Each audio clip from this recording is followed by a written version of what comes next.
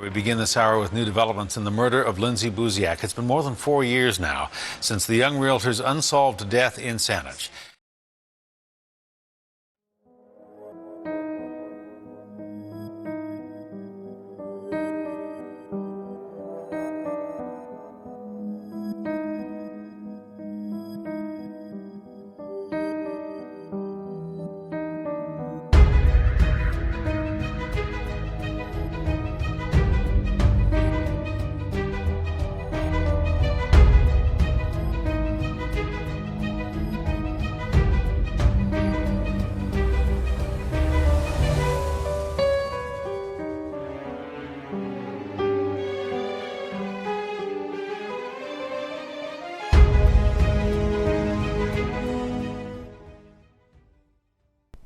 Good afternoon and welcome to True Crime Mysteries. If you're new to the channel, hello and welcome, and for those of you returning, welcome back. Today we're going to talk about the mysterious and violent murder of Lindsay Buziak. She was a young realtor in Victoria, British Columbia that was killed in 2008 while showing a vacant home. Let's get into it. In this case, there's a lot of speculation, more akin to local gossip. Today, we're going to go over the evidence, though this would be easier if police released more information. However, they are still considering this case as active, even though it's been 13 years with no progress. January 31st, 2008 was a normal Thursday at the office for Lindsay Buziak. The 24-year-old realtor was working for Remax Realty at their Oak Bay office. In 2008, the real estate market in Victoria was booming. It was on that quiet Thursday that Lindsay received a call that any junior real estate agent couldn't refuse. The potential client called her personal cell phone requesting a quick sale. A husband and wife wanted to purchase a home before the weekend was over, and they had a budget of $1 million. Lindsay agreed to help the couple, but she had reservations about taking them on as clients. Firstly, they had called her personal cell phone, not her office phone number. Her cell phone number wasn't publicly available, and when she asked the clients how they got her number, they had said they were referred to her from a previous client. The couple said that they were relocating to Victoria from Vancouver for work. Lindsay noted that they had unique accents that she couldn't quite place. When she discussed her new clients with her friends, she referred to them as the Mexicans. She noted their accent was Spanish-sounding, but something sounded off about it. Despite Lindsay's initial concern about the couple, she did agree to take them on as clients. She gathered several properties for the couple to look at, and they agreed to meet the following Saturday to view a house that met their requirements. In addition to their $1 million budget, they were looking for a 3-bedroom, 3-bathroom home with a suite for a live-in housekeeper with the ability to purchase that weekend. Lindsay had found the perfect home in Saanich municipality. The home was about 20 minutes from the downtown area, and the house was vacant and empty, perfect for a quick possession. She had attempted to contact the client that had apparently referred her, but she wasn't able to reach them.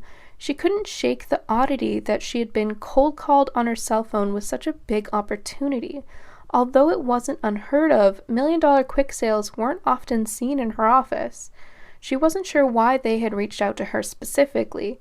She had only sold a few properties, mostly condos, and she certainly wasn't well established in the real estate market. Her father told her that she should pass the client on to someone else, but Lindsay reassured him, saying that her boyfriend Jason would attend the showing with her. This immediately settled her father's reservations. Jason and Lindsay had been together for 2 years, and he knew that Jason was very protective of his daughter, and at 6'3" and 240 pounds, he felt at ease knowing he was going to be there. The day of the showing arrived, and before the showing, Jason and Lindsay got a late lunch. Jason paid the bill at 4:24 p.m. At this point, the couple separated. Lindsay wanted to go home, get changed, and get to the property before the clients. The showing was scheduled for 5:30, and Jason still had some work to do as well, and he planned to meet her at the home. Lindsay accessed the home's real estate lockbox at 5:29 p.m. A witness watched as a couple walked into the cul-de-sac, greeted Lindsay, and the three went inside. Jason texted Lindsay saying, "I'll come meet you, and I'll be 10 to 15 minutes or so." And she responded at 5:30 p.m. saying, "Okay, I'll see you in a bit. I gotta go. The Mexicans are here." At 5:38 p.m., Jason texts again, just a couple minutes away, and this message goes unread. He doesn't think much of it, as he didn't expect Lindsay to open her phone while she was showing a house. He arrived at the house at 5:45 p.m., and when he pulled into the driveway, he saw the front door open and saw the prospective buyers. He had assumed the showing had just begun and opted to move his car out of the driveway and onto the side street to give Lindsay some space.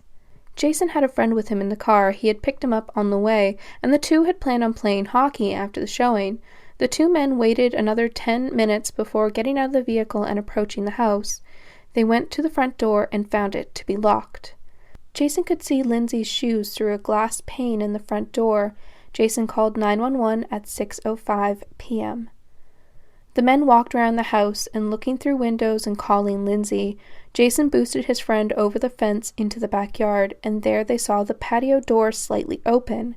Jason's friend entered the home through the patio door, walked through the house, and unlocked the front door so Jason could get in. Jason sprinted upstairs, and there he found Lindsay in the master bedroom in a pool of blood. There were bloody footprints throughout the upstairs of the home. Jason attempted to perform CPR. Police arrived at 6:11 p.m. and Jason's friend was waving for help from an upstairs window. Lindsay had been attacked from behind, and she had no defensive wounds on her body. Based on the evidence in the home, police were able to confidently recreate what had happened. They say that she unlocked the home at 5:29, and the witness statement and text messages confirmed that the suspects arrived and entered the home at 5:30. She had shown the entire first floor of the house and went upstairs to show the master bedroom with an ensuite bathroom. She turned her back to open the bathroom door, and police believed that was the point that the couple had attacked. Her body was half in the bathroom, half in the bedroom. The attack itself had been quick and overly violent. She suffered multiple stab wounds, though the exact details of the slaying have not been released by police. When paramedics arrived, they determined that Lindsay was already deceased. Jason and his friend were immediately arrested and taken into custody as suspects, though they were later released. Police discovered at 5:41 Lindsay's phone had dialed a friend that she hadn't spoken to in years, and the call left a voicemail that sounded like a pocket dial. Police suspected that that was the time of the attack. Due to the impact from her body falling, they believe she pocket dialed someone in her contact list. When Jason had arrived at 5:45 and saw what he believed was the beginning of the showing, he had likely interrupted the couple attempting to flee. Instead, the couple escaped from the rear of the home. There was no way to have seen the backyard from where Jason and his friend were waiting, and no other neighbors saw the couple escape. The attack seemed to be targeted, which baffled police. They were able to rule out sexual assault and robbery, with the entire attack only spanning less than 10 minutes. No one could figure out why someone had gone out of their way to get a young real estate agent alone and brutally murder her.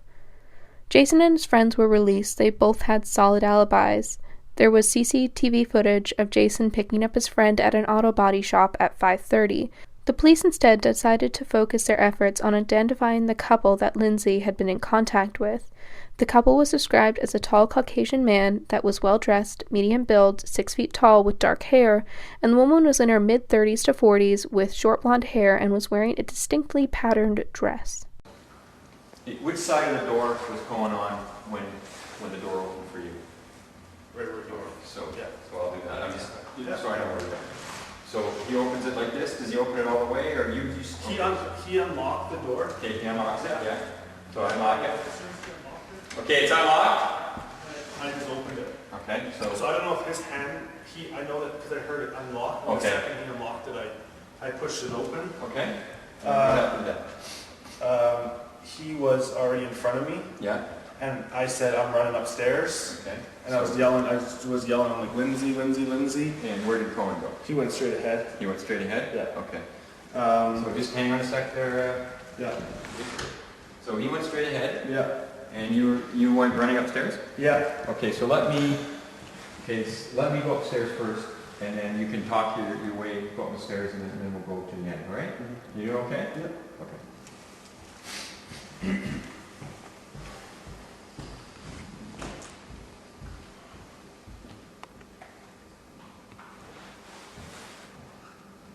Okay. So I was running inside the house. I just came running up the stairs. Do you remember grabbing the banister at all, or? Down there. Okay. What else were you doing? Did you see anything? Did you hear anything? Did you smell anything? Kind of put yourself back there into that exact time. The time I got from the door to upstairs was probably 2 seconds. Okay, so you're... Like I was running up the stairs. Okay. Yeah. Like I didn't walk, the second I opened the door, I yelled, Lindsay. And then I ran up these stairs as fast as I could. Okay. So I ran. The phone that Lindsay had been communicating with the couple was determined to have been a burner phone. It had been purchased several months prior to the murder, but only activated a few days before the first contact was made with Lindsay and registered under a fake name. The police had connected cell towers close to Vancouver, placing the phone on the mainland and traveling over to Vancouver Island 24 hours prior to the attack. The phone was only used to communicate with Lindsay, and then the phone was never used again.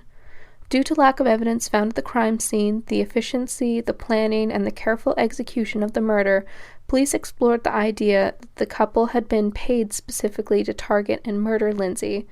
Police just had no idea as to why. There was nothing in Lindsay's life that suggested that she was caught up with anything criminal or was experiencing domestic abuse. There was just nothing.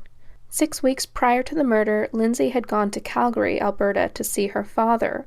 While she was there, she expressed to her father that she wasn't happy in her relationship with Jason and was planning on leaving him. She revealed that the two had several business deals currently underway, and she wanted to wrap those up before telling Jason. She allegedly said that she didn't like how possessive and jealous Jason had become, but at no point did she express any fear of Jason. Police's best theory is that a few days after Lindsay left Calgary, there was a massive drug bust. Police arrested and charged 12 people from Calgary and 2 from BC, as well as seizing over $2 million worth of cocaine and $200,000 in cash in a massive drug trafficking operation. It had been a year-long operation that had relied on a tip-off from someone from inside. Police believe that those with ties to the drug bust may have mistakenly identified Lindsay as an informant. Though there is no evidence to directly link Lindsay to any criminal activity, it does appear that she was friends with people who could be directly linked. The investigation is still open, and police haven't been forthcoming about what may or may not have been the reason for Lindsay's murder. They have acknowledged that there may be a connection, but at this point in time, there have been no arrests. Both Jason and Lindsay had friend connections to people involved in that drug bust, and in 2006, Lindsay had mentioned to her father that she saw something she shouldn't have, but never elaborated on what she saw. On that trip to Calgary, while there, she had reached out to a friend from high school twice.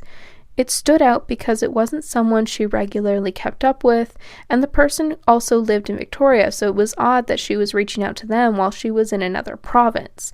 This person ended up being a relative of one of the people arrested in that drug bust. Victoria is a smaller city, one where everyone kind of knows everyone, especially people in their, at the time, early 20s.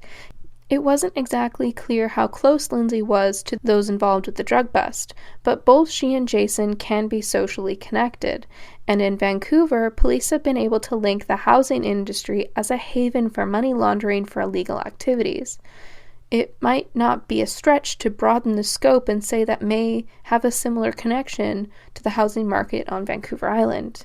Though they're still working to find a suspect, police have gone on the record to say that they don't believe evidence will close this case. They feel that someone in the community knows something about Lindsay's murder, and it will likely take someone coming forward with information that will lead to the closure of this case. I personally think it's odd that Jason had promised to be there for Lindsay for the showing, but was late, deciding to pick up a friend instead of being there for Lindsay when she expressed concern about meeting these people alone. But it's not a crime to be late, and it could just be a coincidence. What we do know is that Lindsay was specifically targeted, and that someone close to her was involved. Someone would have had to have passed on her cell phone number and had gone to great lengths to cover their tracks.